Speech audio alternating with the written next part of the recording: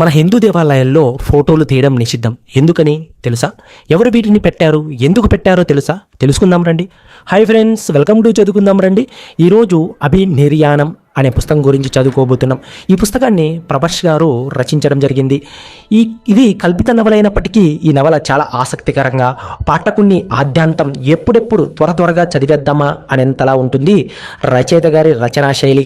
అసలు ఈ నవల థీమ్ ఏమిటో తెలుసుకునే ముందు, ఈ వీడియోలో మొదట్లో చెప్పాను కదా, హిందూ దేవాలయాల్లో ఫోటోలు తీయడం నిషిద్ధం కదా, అది ఎవరు పెట్టారు, అసలు ఎందుకు పెట్టారు అనేది ఈ పుస్తకంలో కల్పితమైనప్పటికీ అది నిజమే అని తెలుస్తుంది. బ్రిటిష్ వారు మన దేశంలో వ్యాపార నిమిత్తం వచ్చినప్పటికీ మన దేశాల్లోని దేవాలయాల్లో అపారమైన సిరి సంపదలు ఉన్నాయని వాళ్ళకి తెలుసు.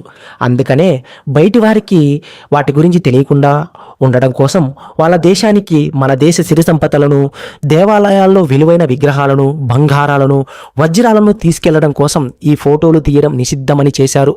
మన దేవాలయాల్లో ఎంత సిరి సంపదలు ఉండేది అని తెలిస్తే మనం వాటిని వారి దేశాలకు తీసుకువెళ్లకుండా చేయడానికి వ్యతిరేకం.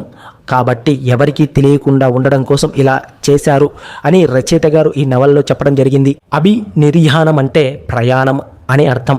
అసలు ఈ నవలలో ఏముంది అంటే, చీకటిని చూస్తే భయపడి రాత్రిళ్ళు ఒంటరిగా పడుకోలేని ఒక వ్యక్తి కేరళలోని తిరువనంతపురంలో అనంత పద్మనాభ స్వామి ఆలయంలో 6వ గది తెరవడానికి ఈ కథలోని కథానాయకుడికి సంబంధం ఏమిటి? అంతలా భయపడే వ్యక్తి ఆ ఆలయం 6వ గది తాళం సంపాదించడానికి ఎలాంటి అడ్డంకులను ఎదుర్కొన్నాడు, మనిషి పరిస్థితులకు ఎలాగైనా మారగలడు అనేది ఈ 6వ గది తాళానికి సంపాదించే పనిలో కథానాయకుడు చేసే సాహసాలే మనకు తెలుస్తాయి. అదేవిధంగా నవలలో మరొక పక్క 17వ శతాబ్దం కాలంలో అనేక మంది విదేశీయులు భారతదేశానికి వ్యాపార వాణిజ్యాల కోసం వచ్చారు. అలా వచ్చిన వారిలో మన దేశ సాంప్రదాయాల మీద ఆసక్తి కలిగే ఉండేవాళ్ళు చాలామంది ఉన్నారు. అలాంటి వారిలో ఒక విదేశీ చిత్రకారుడు కూడా ఉన్నాడు. అతని పేరు విలియం రాయ్. అతనికి తిరువనంతపురంలోని అనంత పద్మనాభ స్వామి ఆలయానికి గుడి నిర్మాణం జరిగే సమయానికి అక్కడ శిల్పకళాకారుడితో విలియం రాయ్ మాట్లాడడం, రాజు ఆ శిల్పకళాకారుడిని ఆలయం రహస్యాలు చెప్పాడన్న అనుమానంతో కళాకారుడి కొడుకుని తన కళ్ళ ముందే చంపమని శిక్ష వేస్తాడు. ఆ కళాకారుడు విలియం రాయ్కి తన కొడుకుని ఇచ్చి అనంత పద్మనాభ స్వామి ఆలయం యొక్క శిల్పాలలోని రహస్యాలు చెప్పి కొడుకుని ఒక మంచి కళాకారుడిగా, శిల్ప కళాకారుడిగా తీర్చిదిద్దామని విలియం రాయ్ దగ్గర మాట తీసుకొని ఆ రాజ్యం నుండి వెళ్ళిపోమని చెబుతాడు.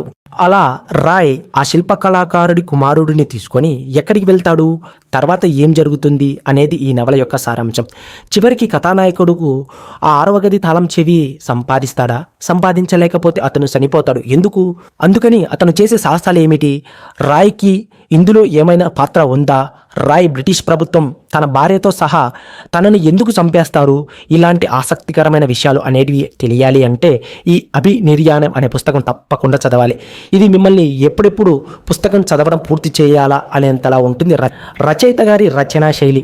సో ఫ్రెండ్స్, ఇలాంటి పుస్తకాలను ప్రత్యేకించి చదవమని చెప్పాల్సిన అవసరం లేదనుకుంటా. పుస్తక ప్రియులకి మరొకసారి చెప్తున్నా, ఇలాంటి పుస్తకాలను తప్పకుండా చదవండి.